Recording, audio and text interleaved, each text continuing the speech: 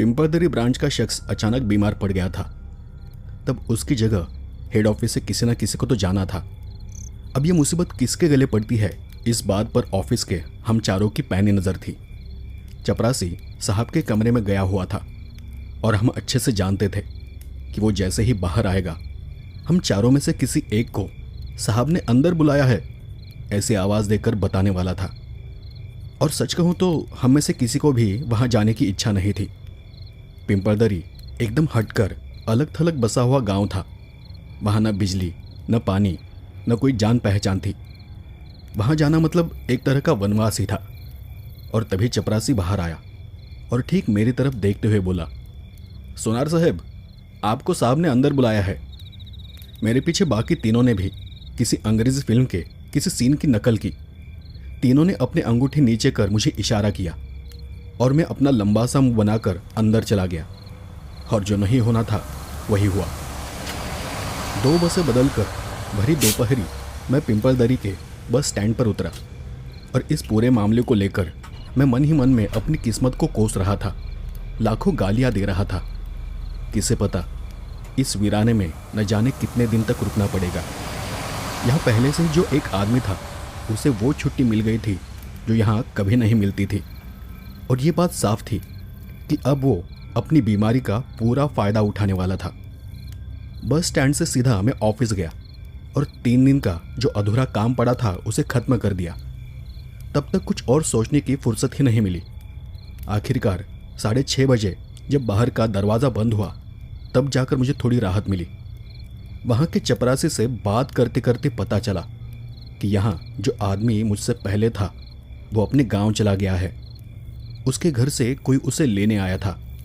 मतलब अब मेरे सामने रहने की जगह का भी सवाल खड़ा हो गया था। खाने का इंतज़ाम तो किसी मेस या ढाबे में आसानी से हो जाता, लेकिन मैं रहूँगा कहाँ? यहाँ होटल वगैरह कुछ भी नहीं था और गांव में किसी से जान पहचान भी नहीं थी। आखिरकार मैंने वहाँ के चपरासी से पूछा, अरे भाई, मेरे लिए यहाँ कोई कमरा मिलेगा? चपरासी ने मेरे पास आकर कहा, अरे साहब, आधा गांव ओस पड़ा है, लेकिन आपको तो अच्छी जगह चाहिए होगी, है ना? अच्छी से अच्छी। किराया तो ऑफिस ही भरने वाला है। वैसी बात नहीं है। अच्छी मतलब टॉयलेट बाथरूम होना चाहिए और नल न होगा तो भी चलेगा, लेकिन पानी के लिए कुआं तो हो। कुछ कुछ छोटी बड़ी हवेलियाँ में रहने की जगह तो है, पर ये सब सुविधाएं नहीं है। मतलब सब कुछ बाहर ही। उसकी बात सुनकर मुझे जैसे घिन आ गई। सब कुछ बाहर? छी छी छी, वैसा नहीं चाहिए भाई। तो साहब, जाधव वकील से पूछिए, उनके पास ऐसी कितनी ही हवेलियों की व्यवस्था रहती है। ठीक है, चल मुझे उनका घर दिखा। जाधव वकील उम्मीद से काफ़ी अलग निकले। उन्होंने वकालत काफ़ी पहले ही बंद कर दी थी, लेकिन गांव में आज भी उन्हें सब जाधव वकील इसी नाम से जानते थे। मैंने उनसे मिलकर उन्हें अपनी परेशानी बताई। कुछ सोचकर उन्होंने एक सवाल से आगे की बात शुरू की। आपको यहाँ कितने दिन तक रहना है? क्या बताऊँ, कुछ बता नहीं सकता। मैं तो टेम्पररी बदली पर आया हूँ। हो सकता है 15 दिन या फिर 2 महीने, कुछ कह नहीं सकता। मतलब फैमिली वगैरह तो नहीं लाएंगे ना आप? नो, मैंने उस बारे में सोचा भी नहीं है। ठीक है, जानबूझकर पूछने का कारण यह है कि मैं 1-2 महीने के लिए तो आपको जगह दे सकता हूँ, लेकिन वो अकेले आदमी के रहने लायक ही है। क्यों? आस पड़ोस बस्ती वगैरह ठीक नहीं है क्या? आस पड़ोस में बस्ती है ही नहीं। हवेली ज़रा एक तरफ अलग थलग है, बाकी सब सुविधाएं हैं। बल्कि मैं तो कहूँगा कि वो गांव का सबसे अच्छा वाड़ा है। इस बात पर मैंने सवालिया निशान के साथ पूछा, तो फिर बंद क्यों है? मतलब वहाँ कोई रहता क्यों नहीं? मैं हर किसी को रहने के लिए वो जगह नहीं देता, और गांव में वैसे भी नए लोग आते ही कितने हैं, इतनी मांग ही नहीं है। ज़्यादा कुछ सोचे बिना मैंने उन्हें हाँ कहा। उन्होंने उस जगह का किराया 15 रुपये बताया। सच कहूँ तो यह आंकड़ा मुझे ज़्यादा लगा, क्योंकि गांव में 3 रुपये से भी कमरे मिल रहे थे। लेकिन ऑफिस पर जो मेरा गुस्सा था, उसी झोंक में मैंने ये महंगी जगह पसंद कर ली। खुद जादव ही मेरे साथ निकल पड़े। आपके पास दिया लालटेन वगैरह कुछ है? नहीं है, लेकिन कल खरीद लूँगा, आज वक्त ही नहीं मिला। ठीक है, तब तक के लिए ये मेरे घर की लालटेन ले जाइए। एक दो दिन इस्तेमाल कीजिए, जब आप खुद की ले लेंगे तब आराम से लौटा देना, कोई जल्दी नहीं। मेरा सामान लेने के लिए हम जानबूझकर मेरे ऑफिस होकर गए। गांव की सरहद करीब 1.5 मील की थी। अब वहाँ एक बड़े से पत्थर के मेहराब यानी कमानी के सिवा और कुछ नहीं बचा था। हम उसमें से बाहर निकले और आगे चल दिए। करीब 1 फरलांग चलने के बाद उस हवेली मतलब उस वाड़े का कंपाउंड शुरू हुआ। वाड़े के चारों तरफ एक मजबूत हाथ जितनी काफ़ी मोटी 4 दीवारी थी। दरवाज़ा भी पुराने ज़माने का, अच्छा खासा 1.5 आदमी की ऊंचाई जितना था। अंदर खुला आंगन था। वहाँ पहले ज़रूर बाग रहा होगा, लेकिन अब उसमें से सिर्फ बड़े बड़े पेड़ ही बचे थे। बाकी सारी ज़मीन साफ कर दी गई थी। ये उस पुराने ज़माने का बेहतरीन काम था, जब पैसे और वक्त की कोई कमी नहीं थी। कोई भी दीवार 2 फुट से कम मोटी नहीं थी। वैसे ही चौड़े चौड़े बीम थे। बरामदे और ओसरे के काम पर भी बेहतरीन नक्काशी काम की हुई थी। बड़े बड़े कमरे, शानदार दरवाजे। उन खाली कमरों में हमारी आवाज़ भी गूंज रही थी। तभी जादव वकील ने कहा, पिछले 1 साल से वाड़ा खाली ही था। उससे पहले गांव में नए आए हुए एक तहसीलदार साहब यहाँ कुछ दिन रहे थे। जाधव ज़रा देर रुके और फिर बोले, उन्होंने यहाँ से अपना तबादला करवा लिया था। तब मैंने आश्चर्य से पूछा, तबादला करवा लिया मतलब? मुझे यह आपको बताना ही था। जाने से पहले वो मुझसे मिले थे। उनकी वाड़े को लेकर एक छोटी शिकायत थी, लेकिन जैसे मैंने आपको बताया है, उन्हें भी मैंने पहले ही बता दिया था कि ये जगह एकदम एकांत में और शांत है। असल में मैं कारण जानना चाहता था, इसलिए मैंने अगला सवाल किया, पर वो शिकायत किस बारे में कर रहे थे? जाधव साहब हंस पड़े। उन्होंने कहा था कि उन्हें इस वाड़े में भूत दिखा। उन्हें लगता था कि इस वाड़े में भूत है। इस बात पर हमारी थोड़ी बहस भी हुई थी, बल्कि यूँ कहिए कि झगड़ा ही हो गया था। मैंने मन में ही सोचा कि जाधव ने वकालत का पेशा भले ही छोड़ दिया हो, लेकिन वकीलों वाले दांव पेच नहीं भूला है। तहसीलदार की बात सच हो या उसमें आधी अधूरी सच्चाई हो, मेरे लिए ये एक साफ चेतावनी थी कि वाड़े में अगर कुछ भी हुआ तो उसकी जिम्मेदारी जाधव साहब पर नहीं होगी, क्योंकि उनके मुताबिक वाड़े में कुछ भी अजीब होना नामुमकिन था। फिर मैंने एक कमरा ले लिया, और मैंने जो कमरा लिया था उसके पीछे मेरी शायद यही सोच थी कि मैं जाधव के सामने डरपोक नहीं दिखना चाहता था, या फिर ऑफिस पर मेरा गुस्सा था। लेकिन ये बात पक्की थी कि मेरे मन में न उत्सुकता थी न ही कोई कौतूहल था, क्योंकि मेरा स्वभाव वैसा था ही नहीं। ये तो बस मैं अपनी कहानी बता रहा हूँ, तो यहाँ मैं खुद से झूठ क्यों बोलूँ। सामने वाले बरामदे का एक कमरा जाधव ने मेरे हवाले कर दिया था। बाकी दरवाज़ों को उन्होंने खुद जांच परख कर ताले लगा दिए। सामने का आंगन मेरे इस्तेमाल के लिए खुला था। एक तरफ कुआं था और कोने में मोरी मतलब नाली मतलब बाथरूम जैसी जगह थी। बाकी सुविधा की बात करें तो वहाँ की सुविधा और सफाई मन को अच्छी लगी। कमरे को ताला लगाकर मैं भी उनके पीछे पीछे बाहर निकल पड़ा। अब मुझे खाने का इंतज़ाम देखना था और रोज़मर्रा की ज़रूरत का कुछ सामान भी खरीदना था। मैंने चपरासी को अपने साथ ले लिया। जब तक जाधव साथ थे तब तक तो वो चुपचाप पीछे पीछे चलता रहा, लेकिन जैसे ही जाधव मुड़कर अपने रास्ते लगे, उसका मुंह खुल गया। एकदम से मेरे आगे आकर उसने मेरा कंधा पकड़ लिया। सोनार साहब, ये वाड़ा ही क्यों पसंद किया आपने? क्यों रे बाबा, गांव में इतनी अच्छी जगह दूसरी मिलेगी क्या? अच्छी जगह का क्या करना है? आपको यहाँ चैन सुकून तो मिलना चाहिए। देख, अगर तुझे खुद कुछ मालूम हो तो बता। गांव की सुनी सुनाई बातें मुझे मत बताना। तू सच में कुछ जानता भी है? वो चपरासी थोड़ा निराश हो गया। वैसे क्या बताऊंगा साहब मैंने उससे फिर पूछा, यही कि यहाँ कौन रहता था, ये वाड़ा किसका है, वो तो तुझे पता होगा ना? चपरासी ने उस वाड़े को देखते हुए कहा, ऐसा कहते हैं कि ये बड़गे साहूकार का वाड़ा था, पर साहब मुझे वहाँ के लोगों की इतनी गहरी जानकारी नहीं है। तो फिर रहने दे। चल, मुझे मेस में ले चल और कोई दुकान भी दिखा। और ऐसा कहकर हम आगे चल पड़े। वहीं पर एक मराठा मेस चलाने वाले पाटिल बहुत बातूनी थे, लेकिन आज मुझे कुछ बोलने की सूझ नहीं रही थी। उनके और बाकी खाना खाने वाले लोगों के बीच गपशप हंसी मजाक चल रहा था। जिसे मैं चुपचाप सुन रहा था। गांव में हुई कई बातें मुझे पता नहीं थी और इसलिए उनके बारे में वो जो एक दूसरे पर ताने मार रहे थे उनमें से कुछ भी मेरे पल्ले नहीं पड़ रहा था और फिर शायद इसलिए मैं उनकी हंसी में शामिल नहीं हो पा रहा था। खाना वगैरह होने के बाद जब मैं वाड़े पर लौटा तब रात के 9:30 बज चुके थे। गर्मियों के दिन थे और रात होने के बावजूद सब तरफ जाग सी थी।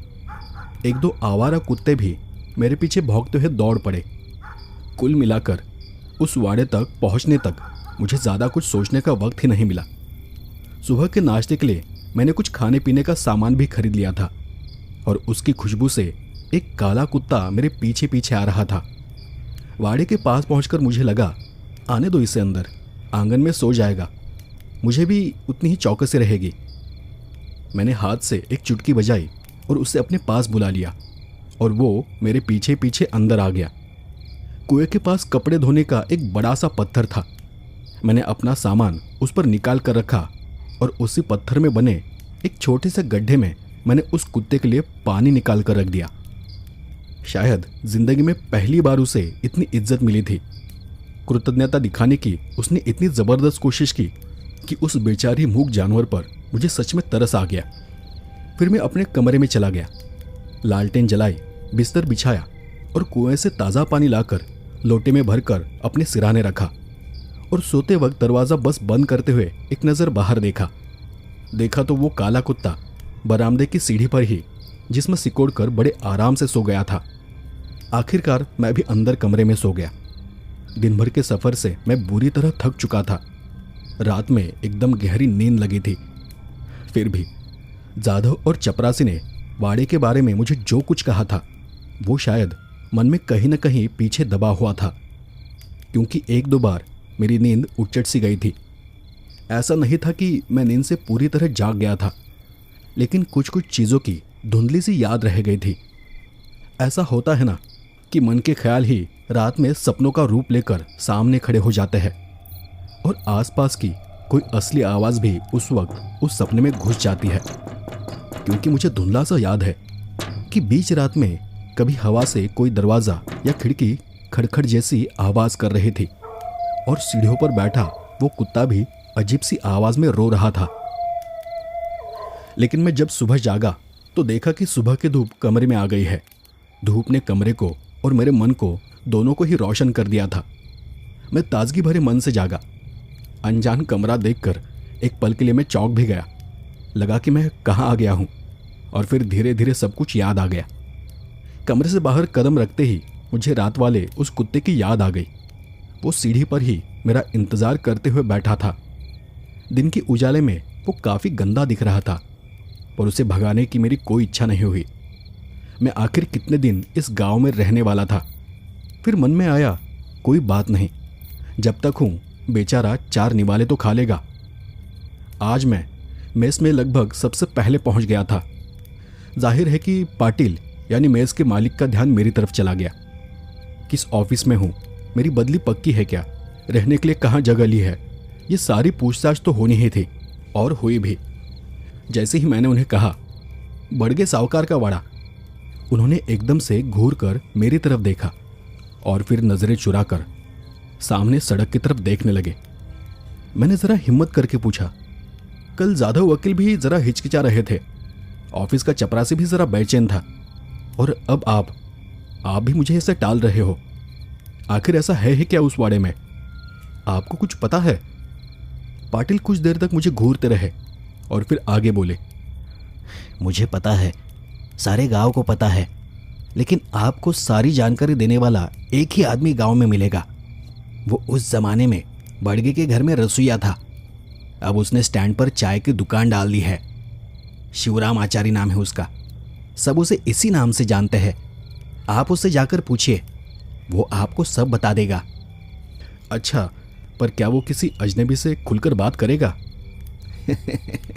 शिवराम, अरे उसे चुप कैसे कराया जाए, इसी बात की चिंता गांव वालों को रहती है। वो सब बता देगा, आप बिंदास होकर उसे पूछिए। फिर पाटिल ने काउंटर से जाते वक्त हाथ पर सुपारी रखते हुए कहा, अच्छा, रात में आप खाने पर यहीं आएंगे ना? मैंने उन्हें हाँ हाँ कहा और इतना बोलकर मैं मेस से बाहर निकल गया। शिवराम आचार्य की चाय की दुकान किसी मेले की दुकान जैसी थी, 3 पार्ट की बनी हुई। अंदर पैर रखना मुझे थोड़ा अजीब सा लगा और इसलिए मैं सड़क के दूसरी तरफ खड़ा होकर ये सोचने लगा कि मैं आगे क्या करूं। एक ज़माना था जब मैंने भी ऐसी दुकानों पर चाय, चिवड़ा और भजिया खाई थी। इन सब पर मज़े से हाथ साफ किया था, पर अब वो आदतें छूट गई थी। ऐसा नहीं था कि मुझे अंदर जाने वाले ग्राहकों से कोई घिन आ रही थी, पर मेरी खुद की ही अंदर पैर रखने की हिम्मत नहीं हो रही थी। पास में ही पेड़ के नीचे 2 लड़के कंचे का खेल खेल रहे थे। मैंने उनमें से एक को अपने पास बुलाया और उसे कहा, वहाँ जाकर उस सामने वाली दुकान के मालिक को 5 मिनट के लिए यहाँ बुलाया है, ऐसा संदेशा दे दो। और मेरी बात सुनकर वो लड़का सीधे दुकान की तरफ चला गया। उस वक्त दुकान में एक बहुत बड़े स्टोव पर कुछ तला जा रहा था और उसी के पास बैठा एक आदमी वही शिवराम आचार्य निकला। मेरा बुलावा सुनते ही उसने स्टोव धीमा किया, दुकान में किसी को कुछ समझाया और दुकान से बाहर निकलकर वो सीधा मेरी तरफ आ गया। सच कहूँ तो उस शिवराम का हुलिया बड़ा घिनौना था। पूरी दोपहर स्टोव के पास बैठने से उसके बदन से पसीने की बूंदें बह रही थी और कंधे पर रखे एक मैले गमछे से वो उसे बार बार पोंछ रहा था। धुएं और तेल की भभक में लगातार बैठने से उसकी आंखें लाल हो गई थी और उसे हल्की हल्की खांसी भी आ रही थी। चेहरे पर भी 4-6 दिन की बढ़ी हुई सफ़ेद दाढ़ी थी। मेरे पास आते आते ही उसने एक बीड़ी सुलगा ली थी। मुझसे बात करने से पहले उसने बीड़ी का एक बहुत लंबा कश खींचा और धुआं वैसा का वैसा अंदर जाने दिया और फिर वो बोला, क्या काम था आपका? और उस पल मेरे मन में एक ख्याल आया कि इस आदमी से बात करूं या नहीं। एक पल को मैंने उसे देखा और फिर सीधे मुद्दे पर आते हुए मैंने कहा, मैंने बड़गे साहूकार के वाड़े में एक कमरा लिया है। मेरी इस बात का उस पर क्या असर होता है ये मैं ध्यान से देख रहा था, पर वो जैसा था वो वैसा ही खड़ा रहा। मैंने फिर आगे कहा, अब मराठा मेस के मालिक पाटिल जी कह रहे थे कि आप पहले बड़गे साहूकार के यहाँ नौकरी करते थे। था तो आगे बोलो। ऐसा अनजान मत बनिए, उस वाड़े में कुछ तो गड़बड़ है ना। सब कहते हैं कि आपको सब कुछ मालूम है। अरे मुझे मालूम नहीं होगा तो और किसे होगा। वो सब कुछ मेरी आंखों के सामने ही तो हुआ था। फिर अपनी लाल आंखों से मेरी तरफ देखते हुए उसने कहा, आओ दुकान में बैठते हैं। मैंने एक नज़र दुकान की तरफ देखा और फिर उसे जवाब दिया, नहीं अभी नहीं। तुम दुकान बंद कब करते हो? 9 बजे। ठीक है, उसी वक्त आ जाना, सब कुछ बता दूंगा। इसमें कोई शक नहीं था कि अगर मुझे बड़गे साहूकार की हकीकत जानने की इतनी उत्सुकता नहीं होती तो मैं इस शिवराम से दोबारा कभी नहीं मिलता। रात के 9 बजे मैं शिवराम से मिला। रात की चांदनी की धोखेबाज रोशनी ने जैसे गांव के बदसूरत चेहरे को ढक दिया था। घर और बंगलों के आकारों के कोने परछाइयों से नरम पड़ गए थे। पूरे गांव पर एक झूठी रहस्यमयी चमक चढ़ गई थी। दिन भर की गांव की अच्छी बुरी बदबू अब कम हो गई थी और बीच बीच में कहीं से किसी चीज की सुगंध की कोई लहर आ रही थी। और ऐसे वक्त में शिवराम के होटल के लकड़ी के तख्ते पर बैठकर मैंने बड़गे साहूकार की वो सारी कहानी सुनी। शिवराम की छाती से आती खांसी की घरघराहट, दाढ़ी और बालों में खुरदुरापन फेरती उसकी उंगलियां और मुंह से लगातार धुआं उगलती बीड़ी। वैसे ये सब माहौल के उस रोमांच को कम कर रहे थे। फिर भी ये कहानी मन को ज़रा छू सी गई और ज़रा बेचैन भी कर गई। शिवराम मुझे बता रहा था, तात्या बड़गे को गांव में कोई अच्छा नहीं कहता था, पर खैर वैसे भी कौन से साहूकार को लोग चाहते हैं। साहूकार के पास पैसों के लिए मिन्नतें करनी पड़ती है, शायद इसीलिए लोगों को उन पर गुस्सा आता है। और जब वही साहूकार वसूली के लिए दरवाजे पर आकर बैठ जाता है तब तो और भी ज़्यादा गुस्सा आता है। लेकिन तात्या ने किसी के गुस्से नाराज़गी की परवाह ही नहीं की और इसलिए उन्होंने अकूत पैसा भी जमा कर लिया था और और फिर एक दिन सुबह सुबह ही दिल का दौरा पड़ने से तात्या ने ये दुनिया छोड़ दी। कुछ लोग कहते हैं कि अगर तात्या ऐसे अचानक नहीं गए होते तो शायद इन घटनाओं ने ऐसा मोड़ ही नहीं लिया होता। खैर, जो भी हो, तात्या चले गए और उनके पीछे घर में सबसे बड़ी उनकी बहन ही बची थी। तात्या की पत्नी के बारे में कहूँ तो वो अपनी इकलौती बेटी मीरा को जन्म देते वक्त ही गुजर गई थी।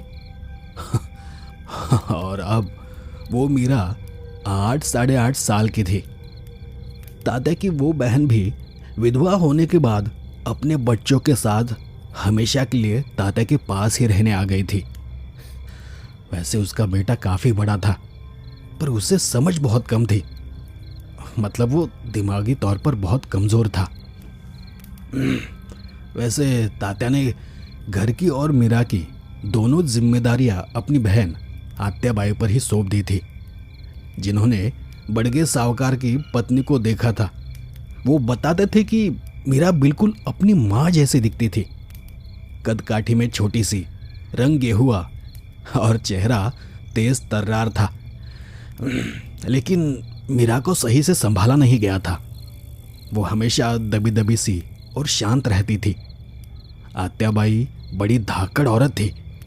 गांव में किसी की हिम्मत नहीं थी कि उनके आगे जबान खोल सके। मीरा पर जो जुल्म हो रहा था उसे खुली आंखों से देखने के सिवा बाहर वालों के पास और कोई चारा नहीं था। देहात के गांव का स्कूल, उस स्कूल में वो मुश्किल से वर्नाकुलर फाइनल तक पढ़ी। बस स्कूल के लिए ही वो घर से बाहर निकलती थी, बस उतनी ही। बाकी वक्त वो कभी कभी अपनी उम्र की लड़कियों में घुलते मिलते या खेलते हुए नहीं दिखी मुझे। एक दो बार जो सहेलियां उससे मिलने घर आई थी वो भी आत्याबाई का गुस्सेल बर्ताव और घर का पूरा माहौल देखकर दोबारा आने की हिम्मत नहीं कर पाई। और फिर ऐसे ही दिन बीतते गए। मीरा साड़ी पहनने लगी। उसके साथ साथ उसका वो ममेरा भाई, जिसे हम बाबा कहते थे, वो भी बढ़ रहा था। लेकिन बस शरीर से, अक्ल से नहीं। अक्ल से अधूरा ही था।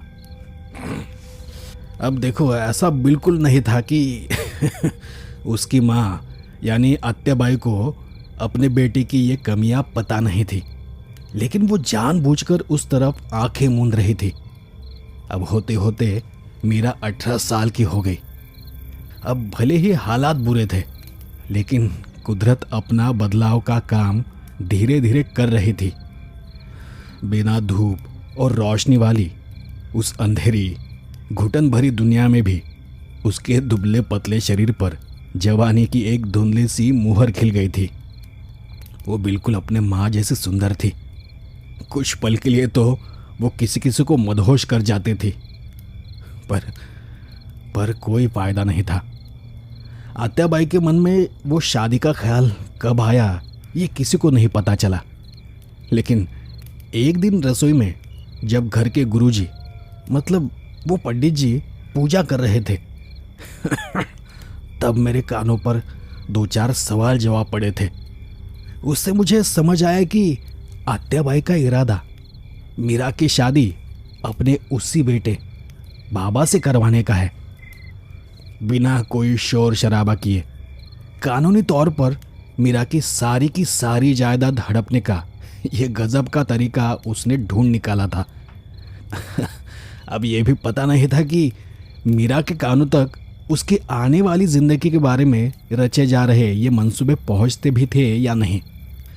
और अगर कहूँ कि पहुंचते भी होंगे तो भी उसे इस बारे में क्या लगता था ये भी किसी को नहीं पता था, क्योंकि उसकी एक भी ऐसी खास भरोसे वाली सहेली नहीं बची थी कि जिससे वो बात कर सके। वो वाड़ा छोड़कर 4 पल के लिए अपना मन हल्का करने के लिए जाने लायक गांव में कोई जगह भी नहीं थी। उसे उसके हक समझाने वाला भी कोई नहीं था। और वो पंडित, वो उपाध्याय, वो तो साहूकार के अनाज के एहसान तले दबा हुआ था।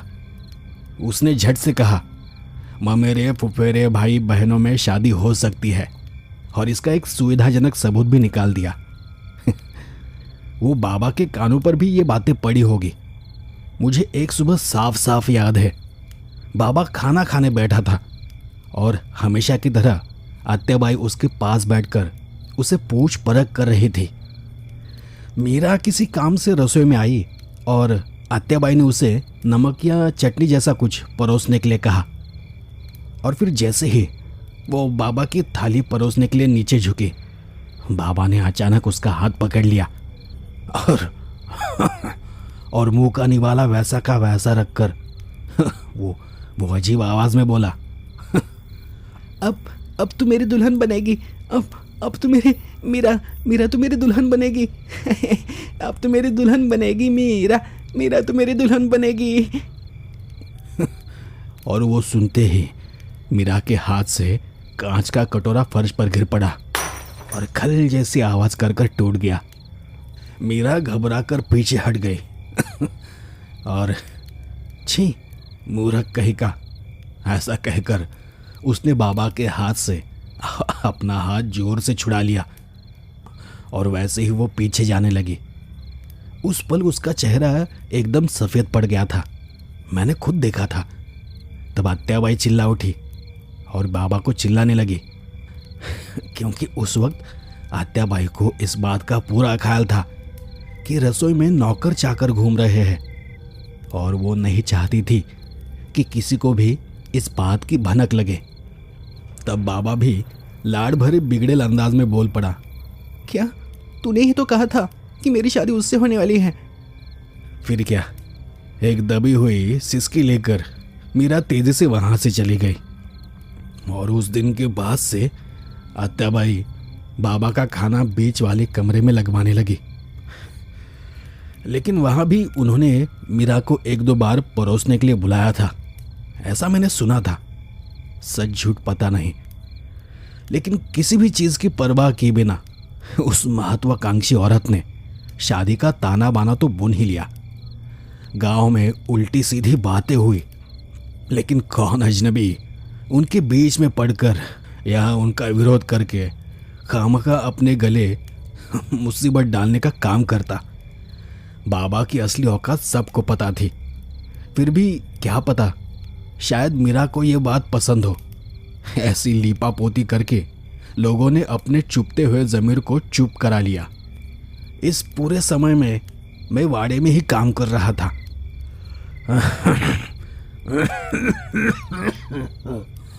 पहले ही मीरा बहुत कम नीचे आया करती थी, अब तो उसका अपने कमरे से बाहर दिखना भी मुश्किल हो गया था। एक दो बार मुझे वो छत पर अकेली खड़ी दिखाई दी थी। उसका वो मुरझाया हुआ, वो उदास चेहरा देखकर मेरे मन में दया भर आती थी। लेकिन मैं ठहरा नौकर आदमी, क्या बोलता। और अगर आत्याबाई के कानों तक ये बात पहुंचती तो मेरी तो रोजी रोटी ही चली जाती ना। मैं तो बस मन ही मन में कुड़ता रहा और आखिर में लाचार होकर चुप बैठ गया। मीरा के घबराए हुए मन में कैसे कैसे ख्याल चल रहे होंगे ये कोई नहीं जानता था। अब इस सब से छूटने की उसने एक कमज़ोर सी कोशिश की थी। एक दोपहर आत्याबाई सो रही है ये देखकर वो चुपके से वाड़े से बाहर निकली, लेकिन उसकी बदकिस्मती ठीक उसी वक्त उसके रास्ते में आकर खड़ी हो गई। बाबा, उसका वाड़े से बाहर निकलना और बाबा का सड़क से घर की तरफ आना ये एक ही वक्त पर हुआ। सड़क पर उस वक्त कोई नहीं था, इसलिए असल में वहाँ क्या हुआ ये किसी को पता नहीं चला। बस इतना पता है कि मीरा जोर जोर से चिल्लाई और भागती लड़खड़ाती वाड़े में वापस चली गई और सीधे अपने कमरे में जाकर दरवाज़ा बंद कर घबराकर छुप गई। उसके पीछे पीछे मेरी दुल्हन ऐसा कुछ चिल्लाता हुआ बाबा भी वाड़े में घुस गया और मीरा को ढूंढने लगा। सारे लोग, मतलब घर के सारे नौकर चाकर आंगन में इकट्ठा हो गए। बहुत बड़ा हंगामा हुआ और आखिर में आत्याबाई ने बाबा को जैसे तैसे शांत किया। उस वक्त आत्याबाई का चेहरा गुस्से से लाल हो गया था, लेकिन मीरा इस घटना से बहुत घबराई हुई थी, जैसे वो किसी दहशत में हो। उसे एकदम से जोर का बुखार चढ़ गया। उसकी तबीयत इतनी बिगड़ गई कि दिखावे के लिए ही सही आत्याबाई को डॉक्टर को घर बुलाना ही पड़ा। जहाँ तक हो सके आत्याबाई खुद ही मीरा के पास रहने की कोशिश करती थी, लेकिन मुझे भी मीरा के कमरे में दूध, कॉफ़ी, छाछ ऐसा कुछ न कुछ देने के लिए दिन में कई बार चक्कर लगाना पड़ता ही था। और मैं तब देखता था कि मीरा बस दीवार की तरफ मुंह करके चुपचाप पड़ी रहती थी। आत्याबाई ने चालाकी से जो घर में हमेशा आने वाले डॉक्टर थे उन्हें नहीं बुलाया था। गांव में एक नया सरकारी डॉक्टर तबादला होकर आया था। वही उनके घर आ रहा था। उसका नाम मुझे अब याद नहीं है, लेकिन वो एक नौजवान था और अच्छे स्वभाव का था। मैंने खुद देखा कि मीरा को उस बीमारी से ठीक करने के लिए उसने बेहिसाब मेहनत की। वो बच्ची मीरा तो जैसे जिंदगी के आखिरी छोर तक पहुंच गई थी, जहां शायद उसकी जान अटकी हुई थी, और वहां से वो डॉक्टर उसे वापस खींच लाया था। अब हमदर्दी के लिए वो तरसती मीरा और उसे धीरज देने वाला, उसकी लगातार परवाह करने वाला जवान डॉक्टर। किसी को कुछ शक होता उससे पहले ही उन दोनों की हमदर्दी प्यार में बदल गई। कुछ दिन के लिए ही सही मीरा की सताई हुई जान को बड़ा सुकून मिला होगा। उसके मुरझाए हुए गालों पर थोड़ी सी लाली आ गई थी। उसकी बुझी हुई आंखों में हमें थोड़ी चमक दिखाई देने लगी थी। सहमे हुए होठों पर एक हल्की सी मुस्कान भी फैल गई थी। लेकिन शातिर आत्याबाई की नज़रों से यह बात कब तक छुपी रहती। वो ये सब देख रही थी कि इसी प्यार की उम्मीद पर, इसी प्यार के सहारे मीरा तेजी से ठीक हो रही थी। और इसलिए तब तक उसने उन्हें कुछ नहीं कहा। और फिर एक दिन उसने अपना दांव चला। उस दिन मीरा के कमरे में वो आत्याबाई, बाबा, डॉक्टर और मीरा, बस इतने ही लोग थे। अचानक मीरा जोर जोर से चीखने लगी।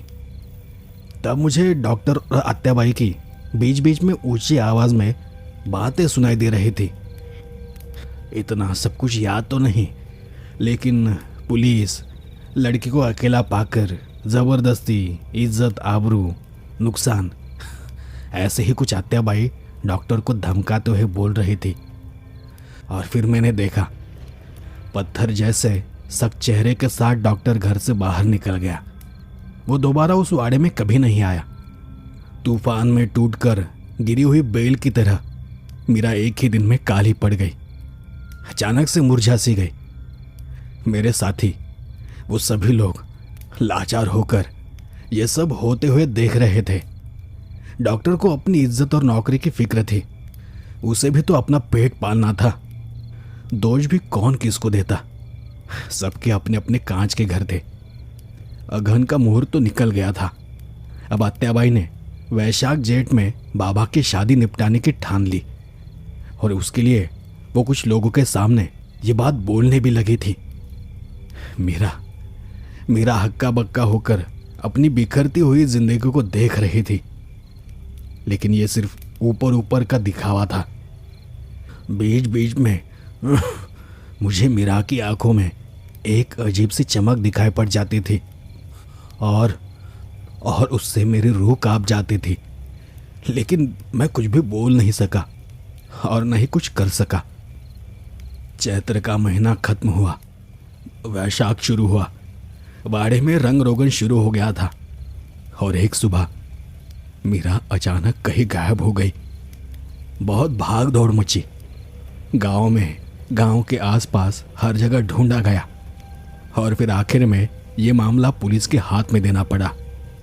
उन्होंने घर भर में कसकर तलाशी ली, लेकिन मीरा का कोई सुराग नहीं मिला। न कोई खून खराबा, न कोई चिट्ठी, कुछ भी नहीं। एक रत्ती भर भी निशान नहीं मिला। उसके सारे कपड़े कमरे में वैसे के वैसे थे। वाड़े के बाहर भी उसे किसी ने आते जाते नहीं देखा था। आखिरकार लाचार होकर सबको सबसे भयानक ख्याल के बारे में सोचना ही पड़ा। कुएं में, उस कुएं में गोताखोरों को उतारा गया और फिर कुछ ही देर में कुएं से मीरा की लाश मिली। उसने आखिरकार अपना रास्ता चुन लिया था। बाबा, आत्याबाई का बेटा, पहले ही आधा पागल था। उसकी सीधी सादी हरकतें भी आम इंसान के समझ के बाहर थी। अब कौन बता सकता है कि कुएं से धीरे धीरे ऊपर लाई गई उस मीरा की लाश को देखकर उसके उस आधे अधूरे दिमाग में क्या उथल पुथल मची होगी। लेकिन सच कहूँ तो उस दिन के बाद बाबा बदल गया। उस दिन से वो एकदम अलग हो गया था। वो वक्त बेवक्त खुद से ही बातें करने लगा। कम से कम सब लोग ऐसे ही समझते थे कि वो खुद से बातें कर रहा है। एक बार मैंने उससे मजाक में पूछ लिया, बाबा आजकल किससे इतनी बातें करते रहते हो? उसने बड़ी सहजता से कहा था, मेरी दुल्हन से, मीरा से। वो मेरी दुल्हन बनने वाली है ना, हम उसी के बारे में बात कर रहे हैं। तब मैं आगे कुछ बोलने ही वाला था, लेकिन मैं वहीं रुक गया, क्योंकि बाबा में उतनी समझ होगी भी या नहीं मुझे पता नहीं। लेकिन मुझे बाबा का वो जवाब और उसका खुद से बातें करना, वो दोनों ही पसंद नहीं आया। घर में एक और इंसान था जो बेचैन था, और वो थी आत्याबाई। मीरा की खुदकुशी की वजह से घर के इस मामले का पूरे गांव में ढिंडोरा पिट गया था। लोगों का मुंह बंद कराते कराते आत्याबाई की हालत खराब हो गई थी, और उस पर अब ये नई मुसीबत आ गई थी। मैंने देखा कि आत्याबाई अब बाबा पर लगातार नज़र रखने लगी थी, क्योंकि उसकी बड़बड़ाहट दिन ब दिन बढ़ती ही जा रही थी। दूसरे नौकर चाकर भी इस वजह से बेचैन रहने लगे थे। उन्हें बार बार मीरा की याद आना अच्छा नहीं लगता था। जिस दिन मैंने बाबा को कुएं के आसपास खुद से बड़बड़ाते हुए घूमते देखा, तब मुझे यकीन हो गया कि अब ये लक्षण ठीक नहीं लग रहे। एक दिन मैं रसोई की खिड़की से देख रहा था। मुझे बाहर का सब कुछ साफ दिख रहा था और सुनाई भी दे रहा था। पहले बाबा अनमने ढंग से चबूतरे की सीढ़ी पर खड़ा था, फिर वो धीरे धीरे आंगन में आया, लेकिन उसकी नज़र लगातार कुएं की मुंडेर पर टिकी हुई थी, जैसे कि वहां उसे कोई दिख रहा हो। वो कुएं के चक्कर काटता हुआ जैसे जैसे करीब जाने लगा। भागकर मैं आत्याबाई को बुला लाया। वो दौड़ती हुई आंगन में आ गई और बाबा का हाथ पकड़कर उसे घर में ले जाने लगी। लेकिन तब वो अपनी जगह से हिलने को तैयार नहीं था। वो तब भी कुएं की मुंडेर की तरफ उंगली दिखाकर आत्याबाई को कुछ बता रहा था।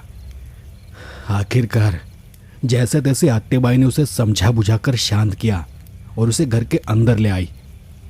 जब वो आत्याबाई खिड़की के पास से गुजरी, तब मैंने देखा था उनका चेहरा भी पसीने से तरबतर था। डर से रंग उड़कर काला पड़ गया था, जैसे उसे भी वहां कुछ दिखाई दिया हो। बाबा की बेचैनी कम होने के बजाय बहुत ज्यादा बढ़ गई थी। अब तो वो लगातार खुद से बड़बड़ाहट करने लगा था। आत्याबाई आसपास नहीं है, यह देखकर मैंने एक दो बार बाबा के कमरे के दरवाजे पर कान लगाकर कुछ सुनने की कोशिश की थी, लेकिन वहां मैंने जो कुछ सुना, उसे सुनकर उसके बारे में मेरा जो कुतूहल था वो एकदम से खत्म हो गया, क्योंकि मुझे बाबा की आधी गुस्सेल आधी लड़खड़ाती आवाज में कुछ ऐसा सुनाई दिया था। कुएं में क्यों? घर में क्यों नहीं? और फिर मुझे पानी से डर लगता है। कुआं कितना गहरा है, पानी कैसा हरा हरा ठंडा है। नहीं, क्या मैं पानी में नहीं गिरूंगा? सच में नहीं? इसके बाद मैंने फिर कभी उसकी बातें सुनने की कोशिश भी नहीं की। सप्तमी के 7वें दिन का मुहूर्त आत्याबाई ने तय तो किया था, पर वो सब तो वो कब की भूल चुकी थी। तो फिर बाबा को उसकी याद किसने और कब दिलाई? क्योंकि उस दिन वो खाना खाते खाते अचानक बोला था। उसने कहा था कि कल मेरी शादी होगी, है ना? और आत्याबाई ने उसे झिड़कते हुए कहा था कि कुछ भी बकवास मत कर बाबा, चल खाना खत्म कर। पर वो बार बार यही बात पूछ रहा था, बता ना, कल ही है ना मेरी शादी? आत्याबाई उसे समझा रही थी कि अभी कोई शादी वादी नहीं है, बाबा तू अपना खाना खत्म कर। पर बाबा बार बार वही बात पूछ रहा था, कैसे नहीं, मीरा तो कह रही थी कि कल हमारी शादी होगी। और तब आत्याबाई जोर से चिल्ला उठी। उसने चिल्लाकर कहा, बाबा बस कर, नहीं तो बहुत मारूंगी। बाबा चुप तो हो गया, पर उसके दिमाग में और कुछ चल रहा था। वो अपने आसपास में ही हंस रहा था, बार बार बाहर देख रहा था, अपने आप में ही मुस्कुरा रहा था। और फिर सप्तमी का वो 7वां दिन आया। 8 बजे से पहले कभी न जागने वाला बाबा आज सुबह से ही नीचे आकर बैठ गया था। मैंने उससे पूछा भी था कि बाबा आप अभी से क्यों नीचे आकर बैठ गए हो? बाबा ने तब गर्दन हिलाकर और आंखों को गोल गोल घुमाकर मुझे कहा था, क्यों, आज हमारी शादी नहीं है क्या? और उसकी वो बात सुनकर मैं एकदम से चुप हो गया। फिर उससे आगे जो कुछ भी हुआ वो अचानक और सबकी आंखों के सामने हुआ। सुबह 7 बजे के करीब बाबा, आत्याबाई, मैं और एक और औरत, हम सब रसोई में ही थे। बाबा बार बार खिड़की की तरफ देख रहा था और बेचैन हो रहा था। बाबा ने अचानक चीख कर कहा, हाँ हाँ आया। वो इतनी जोर से और अचानक चीखा, एक पल के लिए सब हक्के बक्के होकर अपने अपनी जगह पर जम गए। और फिर देखते ही देखते बाबा दौड़ता हुआ बाहर चला गया। वो आंगन में गया और सीधा कुएं की मुंडेर पर चढ़ गया। आत्याबाई खिड़की से वो देखकर चीखने लगी, उसे पुकारने लगी, बाबा बाबा कहने लगी। लेकिन बाबा का ध्यान अब और कहीं नहीं था। मेरी नज़र भी कुएं पर टिकी थी और एक पल के लिए मुझे ऐसा लगा, ऐसा वहम हुआ कि कुएं के बीच में मुंडेर से 2 हाथ दूर एक धुंधली सी आकृति खड़ी है और हाथ आगे बढ़ाकर बाबा को आगे आने का इशारा कर रही है। बाबा ने एक पैर आगे बढ़ाया और उसकी चीख पूरी होने से पहले ही उसके पानी में गिरने की आवाज सुनाई दी। आत्याबाई दरवाजे से बरामदे के रास्ते आंगन में उतर पाती उससे पहले ही मैं रसोई की खिड़की से कूदकर कुएं तक पहुंच चुका था। मैंने वहां जाकर देखा, पानी में अभी भी जोर की हलचल थी। और जब मैं नीचे झांककर देख रहा था तब पानी में गहराई से कुछ देर तक बुलबुले आ रहे थे। लेकिन जब तक आत्याबाई कुएं तक पहुंचती तब तक सब कुछ शांत हो चुका था। मैं दौड़ता दौड़ता गया और गोताखोर को लेकर आ गया। आत्याबाई ने तो रो रो कर आसमान सिर पर उठा लिया था। आज के मुहूर्त पर उन्होंने सोचा क्या था और हो क्या गया था। अब सच कहूं तो उनका स्वभाव ऐसा नहीं था कि किसी को उनसे हमदर्दी हो, पर फिर भी उनकी हालत पर मुझे तरस आ रहा था। गोताखोर वो तो आते ही तुरंत रस्सी से नीचे उतर गया, एक लंबी सांस लेकर पानी में गायब हो गया। पहली बार में जब वो ऊपर आया तब उसने ऊपर देखकर हाथ से कुछ नहीं ऐसा इशारा किया और वो वापस पानी के अंदर चला गया। लगातार 3-4 डुबकियां लगाने के बाद उसने ज़रा सांस ली, क्योंकि अब तक उसको समझ आ गया था कि बाबा अब मदद की हद से बहुत पार जा चुका होगा। आखिरकार काफ़ी मशक्क़त के बाद उसने बाबा को ऊपर निकाला, पर ऐसा करने में उसे बहुत ज़्यादा वक्त लगा। बाद में रसोई में उसे चाय देते वक्त वो गोताखोर मुझे खुद बोला। पत्थर की किसी दरार में ऐसा बुरी तरह फंसा हुआ था कि खींचने पर भी छूट नहीं रहा था। ऐसा लग रहा था कि जैसे अंदर की तरफ से किसी ने उसे जोर से जकड़ कर पकड़ रखा हो। उसकी ये बात सुनकर मैं कुछ नहीं बोल सका। फिर क्या होना था, सब सत्यानाश हो गया। और क्या, अत्याबाई तो एक रात भी वहां गुजारने को तैयार नहीं थी, लेकिन 12वें 13वें तक मेहमानों और रिश्तेदारों ने उसे जैसे तैसे रोक कर रखा और उसके ठीक अगले दिन वो काशी यात्रा पर चली गई। अब वो शायद वही होगी। बाबा की शादी करनी थी उन्हें उस बेवकूफ़ के गले में खूंटे से बंधी गाय जैसी उस बेचारी लड़की को बांधना था। लेकिन अब किसी को दोष देकर क्या फ़ायदा। बस वो मीरा का नाम लेकर उसे कोसती रहती थी। और आपने पूछा ना कि मैंने नौकरी कब छोड़ी। अरे साहब, जब पूरा परिवार ही खत्म हो गया तो कैसी नौकरी और कैसा काम। उसके बाद मैं बस घर बैठ गया और फिर ये दुकान खोल ली। मैं शिवराम की सारी बातें शांति से सुन रहा था और फिर मैंने उससे सवाल किया, और दुकान के लिए पैसे? आत्याबाई ने ही दिए, और कौन देता। वैसे वो इतनी दयावान तो नहीं थी, हाथ से फूटी कौड़ी तक नहीं छूटती थी, लेकिन सारे के सारे नौकर चाकर कानाफूसी करने लगे थे। माली ने तो साफ कहा था, मैं पुलिस में जाकर सब बता दूंगा। और तब कहीं जाकर आत्याबाई ने सबको 2-2 हज़ार रुपये दिए। ठीक है, बस इतना ही था। बाकी आप महीना 2 महीना आते रहिए दुकान पर। अच्छा साहब, नमस्कार, चलता हूँ, काफ़ी वक्त हो गया है। शिवराम की वो पूरी कहानी सुनने के बाद मैं भी शिवराम से विदा लेकर वाड़े पर जाने के लिए निकल पड़ा। उस वक्त रात के 11 बज चुके थे। दिन भर की गर्मी अब कम हो गई थी, थोड़ी ठंडी हवा चलने लगी थी। सच कहूँ तो मेरे बदन पर बीच बीच में हल्का सा कांटा आ रहा था। मैंने बड़गे सावकार के वाड़े का रास्ता पकड़ा।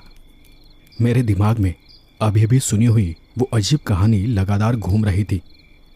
इंसान का मन भी कैसा होता है ना। इतनी देर जो माहौल शांत लग रहा था, वही मुझे अब अचानक वीरान सा लगने लगा था। मन में ख्याल आया कि अच्छा होता अगर ये वाड़ा इतना अलग थलग ना होता। यही सब सोचते सोचते मैं वाड़े के पास पहुंच भी गया। कल रात वाला वो काला कुत्ता सीढ़ी पर ही मेरा इंतजार करते बैठा था। मुझे देखते ही उसने पूंछ हिलाकर पहचान दिखाई। ये कुत्ता इतना काला था कि वो किसी परछाई जैसा, अंधेरे के किसी टुकड़े जैसा दिख रहा था। छी, ऐसा ख्याल ठीक नहीं है, मैंने मन में सोचा, और वाड़े का वो बड़ा सा दरवाज़ा खोला। अंदर सन्नाटा किसी गहरे तालाब के पानी की तरह भरा हुआ था। न जाने क्यों मेरा ध्यान सबसे पहले उस कुएं की तरफ गया, और फिर दाहिनी तरफ की उस काली पड़ चुकी खिड़की की तरफ। यही वो रसोई की खिड़की है, यहीं से वो बाबा को। ये सब सोचना मुझे बंद करना होगा, और ऐसा सोचकर मैं अपने कमरे में चला गया। मेरा नया काला दोस्त वो कुत्ता मेरे पीछे पीछे ही आ गया। मैंने उसे खाने के लिए कुछ निकाल कर रख दिया। पानी की बाल्टी थोड़ी सी भरी थी, और तब मेरे मन में एक ख्याल आया, अब कुएं पर जाना होगा। ऐसा नहीं था कि मैं डरपोक था या इन बातों पर विश्वास करता था, लेकिन सच कहूँ तो मुझे इस वक्त कुएं पर जाने का बहुत ज़्यादा आलस आ रहा था। आखिरकार मैंने वो काम अगले दिन पर टाल दिया। कपड़े बदले, हाथ पैर धोए और बिस्तर बिछा लिया, पर किसी भी तरह मुझे नींद नहीं आ रही थी।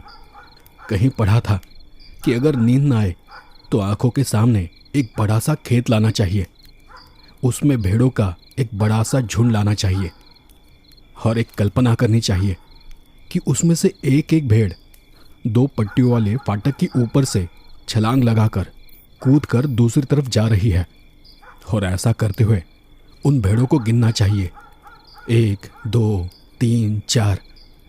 मैंने भी वो प्रयोग करके देखा, 100-200 तक। और शायद इसी बीच मुझे नींद भी लग गई और उसी नींद में मुझे कोई सपना आया होगा, क्योंकि अब वो भेड़ें फाटक से कूद तो रही थी पर दूसरी तरफ कोई खेत नहीं था। वो एक के बाद एक गहरे कुएं में गिर रही थी और उसकी एक अजीब सी आवाज आ रही थी।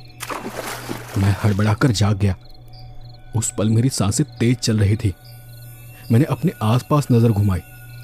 चांद की रोशनी अब पूरे कमरे में फैल चुकी थी। इतनी रोशनी की घड़ी भी साफ दिखाई दे रही थी। उस वक्त रात के 2:30 बजे थे। चारों तरफ गहरा सन्नाटा था। इतनी खामोश रात मैंने आज तक कभी नहीं देखी थी। बारीक से बारीक आवाज भी इस गहरे सन्नाटे में उभर कर मुझे सुनाई दे रही थी। तब मुझे एहसास हुआ कि मैं बिल्कुल कान लगाकर कुछ सुन रहा हूं। पर क्या? किस तरह की आवाज? कौन सी आवाज? मैं किस चीज का इंतजार कर रहा था? छाती में धड़कनें तेज हो रही थी। 5 सेकंड गुजरे, 10, 15 और बाहर से अचानक एक बहुत ही अजीब आवाज आई। इतनी अचानक के मैं उठकर बिस्तर पर बैठ गया। कुत्ते ने भी जोर जोर से गला फाड़कर रोना शुरू कर दिया था। मुझे वो आवाज और वो वाड़ा और वो रात, सब कुछ एकदम बर्दाश्त के बाहर हो गया। मैं तेजी से बिस्तर से उठा, टॉर्च ली, एक चादर बगल में दबाई और कमरे का दरवाजा धाड़ से खुलकर बाहर आ गया। आंगन में मैं जल्दी जल्दी से आगे आगे जा रहा था। आखिरी के 10-15 कदम तो मैं दौड़कर ही भागा, क्योंकि तब मुझे कुएं के मुंडर पर कुछ दिखा था। कुछ काला सा, कुछ हिलता हुआ। अब वो मेरे साथ आया हुआ वही काला कुत्ता था या कुछ और था। मैं ये देखने के चक्कर में ही नहीं पड़ा। रात के बचे वो 2 घंटे मैंने बाहर पहरेदार की चौकी पर बैठकर गुजारे। 4:30-5 बजे थोड़ी हलचल शुरू हुई और जब अच्छा खासा उजाला हो गया तब मैं वाड़े में वापस चला आया। सामान बांधते वक्त मुझे बस एक ही बात खटक रही थी कि सुबह से मुझे वो काला कुत्ता कहीं दिखा नहीं था। 2-3 बार मैंने उसे आवाज देकर भी देखा और आखिर में मैंने वो ख्याल छोड़ दिया। मन में कहा कि इस वाड़े में आने जाने के बहुत रास्ते हैं। मैंने महीने भर का किराया पहले ही भर दिया था, लेकिन मैं वो पूरा महीना बाहर कहीं और ही रहा। किस्मत से महीने भर में ही मेरा तबादला होकर मैं वापस हेड ऑफिस चला गया। चाबी वापस लेते वक्त जाधव वकील की आंखों में एक खामोश सवाल उभर आया था और उसके जवाब में मैंने सिर्फ हाँ में अपनी गर्दन हिला दी, क्योंकि इससे ज़्यादा मैं और कुछ कहना भी नहीं चाहता था। तो दोस्तों, ये थी आज की कहानी। कहानी के लेखक मराठी के जाने माने लेखक नारायण धारप है और कहानी का नाम है पिंपल दरी। तो आपको ये कहानी कैसी लगी मुझे